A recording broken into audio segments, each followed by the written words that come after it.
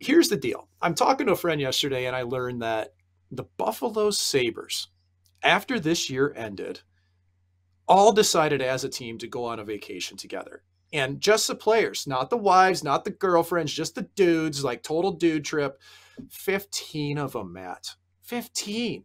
Okay. And listen, I played hockey for a long time, man, 14 years of this, and you just don't see it. You might see 3 or 4 guys go off together on a trip, maybe 7 or 8, but this was like the full club in Buffalo. And we're not very far removed from the Sabres having a pretty questionable culture around that entire team. And I think this really speaks to what Kevin Adams, the GM, has done, to what Don Granato, the coach, has done, and even to the young and the old leadership in that room. You look at Okposo and Thompson and Tuck and all these players that have factored in. It's a reason for me to believe that Buffalo really has something special going on. Those players are all still a year or two away from even hitting their peak, I think, as a group. So lots of cool things going on in Buffalo. I love that they took the time to go do this and, got a little permission from the Wises to go off and just kind of decompress after the year before everything circles back to starting training again.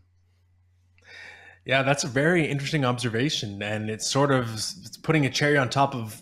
It wasn't a playoff season, but it was a vast improvement. They were knocking on the door. They were playing meaningful games in April. They were one of the best offensive teams in the league. I think they were the most exciting team to watch in the NHL, other than the Edmonton Oilers. So the question now is, can they use that cap space to fortify their lineup? I think it's time to start pushing the chips in and see if they can improve defensively. But I'm with you. I think there's some real momentum there. We'll see how all the other pieces move around in the Atlantic Division, but I think the Sabres are going to be right there. They were there this year, and I think they're going to be even more competitive next year.